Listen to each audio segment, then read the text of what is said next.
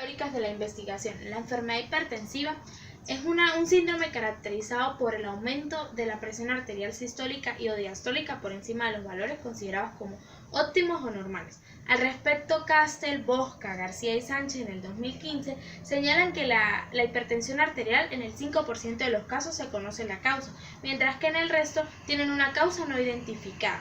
Al respecto, Bosca en el 2014 señala que teniendo en cuenta que esta es una variable continua y que mientras mayor sea la cifra de presión arterial, mayor es el riesgo cardiovascular, decide que la cifra entre 120/80 y 129/84 son presiones normales. Las de 130/85 y 139/89 son presiones normales altas y haciendo énfasis en estas cifras, concluye que, aunque estén en los límites normales, hay un riesgo cardiovascular elevado. La hipertensión arterial está constituida por dos, la primaria y la secundaria. Maquiña en el 2014 las define como la hipertensión arterial primaria, aquella en que la causa no es identificada, y la secundaria en la que está relacionada a enfermedades de base o daños en algún órgano. Estas enfermedades pueden ser renales, endocrinas, también tumores, enfermedad de Piaget, la cortadura de aorta y el consumo de medicamentos como los anticonceptivos hormonales, los AINES, corticosteroides, entre otros. En la etiología, como ya se mencionó anteriormente, en la hipertensión primaria es desconocida. Al respecto, Ávila en el 2015 señala que la hipertensión arterial secundaria, que es la que está relacionada a enfermedades y daños en órganos, cuando se lleva un control de esta enfermedad, las cifras de presión arterial se normalizan. Y también señala que existen otros tipos de hipertensión que tienen una causa o etiología identificada o principal, como es la hipertensión arterial sistólica aislada que se presenta en ancianos mayormente por una respuesta al estrés. La hipertensión arterial refractaria que se presenta como respuesta a una resistencia al tratamiento. También está la hipertensión en el embarazo, conocida como la preeclampsia, que es por la retención de líquidos, y la muy conocida como la hipertensión de batas blancas, que se presenta ante la presencia del personal sanitario. También Mazo en el 2018 indica que existen diferentes causas, entre las más comunes están la pérdida de elasticidad de las arterias. La razón es porque cuando existe una presión se aumenta el grosor de las células musculares que tapizan las arterias. Con respecto a esto hay una disminución de la luz vascular, por lo tanto se ocasiona la estrechez de las arterias. También menciona la hipertrofia y dilatación del corazón. Cuando hay una presión, el corazón tiene un trabajo mucho más intenso. En los factores de riesgo, Huertas en el 2001, citados por Castillo, Mantilla, García y Valero en el 2011, señalan que la posibilidad de que se presente la hipertensión arterial en una persona se debe a factores de riesgo, y el conocimiento de este factor o factores de riesgo es la clave para el manejo y el control y la prevención también de lo que es la hipertensión arterial. En los factores de riesgo no modificables están la herencia genética. Las personas que hayan tenido ambos progenitores con la enfermedad tienen muchas más posibilidades de padecerla. Está el sexo. Los hombres tienen más prevalencia que las mujeres. También tenemos la edad, porque la edad ocasiona el endurecimiento de las arterias, por lo tanto hay una disminución del flujo sanguíneo y se ocasiona la presión arterial. También está la raza, porque las personas de raza negra son mucho más propensas a padecerla que las de raza blanca. Entre los factores de riesgo modificables está el sobrepeso o la obesidad. También está el sedentarismo o la falta de ejercicios o actividad física. La dieta, las personas que consumen una dieta rica en sal y en grasas saturadas tienen más posibilidades de padecerla a largo plazo. El consumo de alcohol, aunque muchos médicos recomiendan una copa de vino para prevenir enfermedades cardiovasculares, el exceso de este puede ocasionar la hipertensión arterial. Está el tabaquismo, que aunque no tiene una relación con las enfermedades cardiovasculares, disminuye la absorción de los antihipertensivos. El café por su alto contenido de cafeína y por último el estrés. Todos estos mencionados anteriormente son las principales causas de hipertensión arterial, ya que se presentan en la vida cotidiana de los individuos y en diferentes situaciones. La clínica, la hipertensión arterial se conoce como el asesino silencioso, es decir, no presenta ninguna manifestación clínica al momento de aparecer. Es una enfermedad asintomática al principio, en algunos casos. Al respecto, Mandal en el 2014 señala que cuando hay manifestaciones clínicas es porque ya se ha ocasionado un daño en un órgano, o porque las presiones o cifras arteriales están entre 180 y 110 milímetros de mercurio. Menciona que las principales manifestaciones clínicas pueden ser cefalea. Estos dolores de cabeza intensos pueden ser en la mayoría de casos por el incremento de la presión arterial.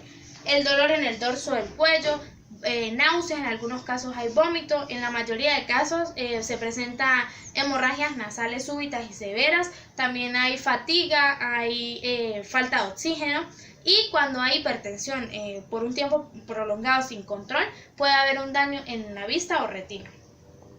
Complicaciones, estas pueden ser variadas, ya que el corazón aumenta el trabajo de una manera más intensa, se ocasiona un agrandamiento y por tanto desobedece a las órdenes del organismo.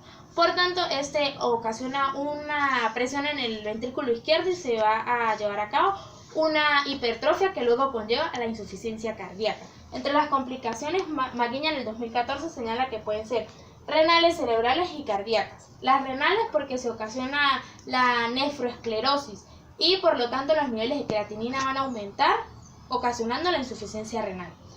Las cerebrales porque la hipertensión sistólica ocasiona isquemias transitorias por aterosclerosis.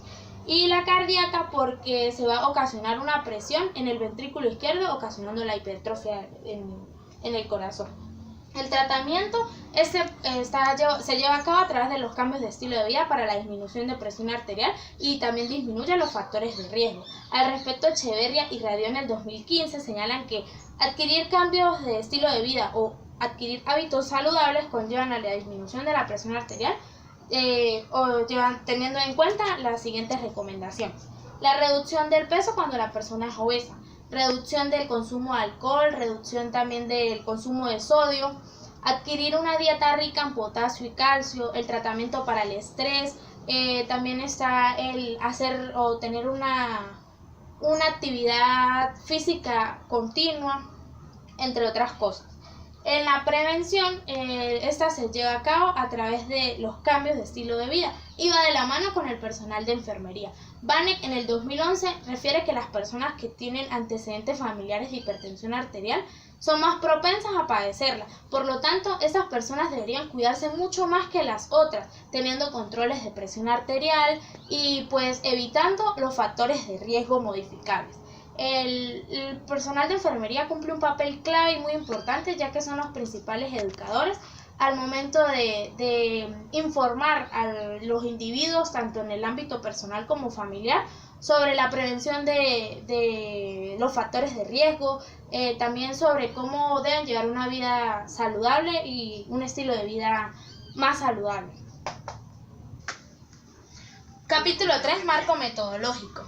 Toda investigación está basada en un marco metodológico, el cual define el uso de métodos, estadísticas, procedimientos e instrumentos a utilizar en la investigación que se va a desarrollar. Finol y Camacho en el 2012 definen el marco metodológico como aquel en el que se define cómo se realiza una investigación. En el tipo de diseño de investigación se considera una investigación de tipo descriptiva, ya que analiza el comportamiento de la variable en el contexto de estudio. Silva en el 2010 describe que la investigación tipo descriptiva es caracterizar un objeto o una situación en concreto, señalando características y propiedades, interpretando lo que es y describiendo la situación en el presente. Por lo tanto, esta investigación fue de tipo descriptiva porque se determinaron los factores de riesgo presentes en los hipertensos que están en control en consulta cardiológica del ambulatorio. Respecto al diseño, Balestra en el 2010 refiere que el diseño de una investigación es un plan global de investigación que integra de manera coherente y adecuadamente correcta las técnicas de recolección de datos a utilizar, análisis previstos y objetivos. La técnica que se tomó en este tipo de investigación es un diseño de campo no experimental, transversal, descriptivo.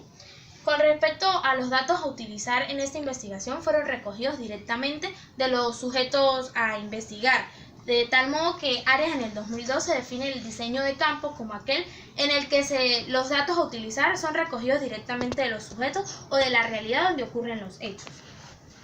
Con respecto a lo no experimental, Fernández y Batista en el 2012 definen el diseño no experimental como aquel en el que no se le va a manipular la variable intencionalmente, es decir, tal y cual como está se toma y luego se analiza al final.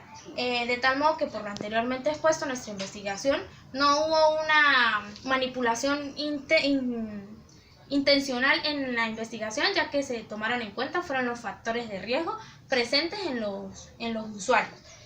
Con respecto a la población y muestra, Arias en el 2012 define la población como el conjunto finito e infinito de elementos con las mismas características que van a ser extensivas para las conclusiones de la investigación. Nuestra muestra estuvo conformada por 390 pacientes hipertensos en control. Con respecto a la muestra, Batista en el 2010 la define como un segmento de la población en general o la población estudio, la cual deben tener las mismas características o lo más exactamente posible. Nuestra muestra, para poderla tomar, nos basamos a los parámetros de Chávez en el 2007, quedando una población muestral de 80 individuos. En el instrumento, utilizamos un instrumento tipo cuestionario que ya había sido utilizado en el 2011 y fue creado por Jaimes, Valero y Castillo en el 2009. Este estaba basado en 3 variables que eran los factores no modificables, factores modificables y las medidas preventivas. En la primera parte se toman en cuenta los datos sociodemográficos de los usuarios con 8 ítems de selección simple. En la segunda parte se iba a tomar en cuenta los factores de riesgo para la hipertensión en 8 preguntas con respuestas bimodales, sí y no. Y 4 preguntas que estaban basadas en respuestas nominales y binominales. Con la validez, este instrumento fue validado en el año en que se realizó por el juicio de expertos, de tal modo que en nuestra investigación no se realizó este procedimiento. En los procedimientos para la recolección de datos se llevaron a cabo en base a diferentes pasos.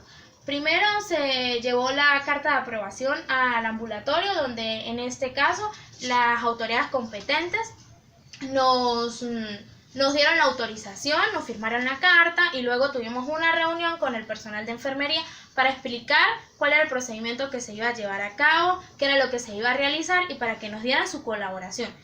Luego pasamos a la aplicación del instrumento, el cual se aplicó en un horario de 12 p.m. a 6 p.m. en un lapso de 3 semanas hasta concluir con el total de la muestra. Y de allí le explicamos el procedimiento a cada uno de los pacientes para que nos dieran su autorización.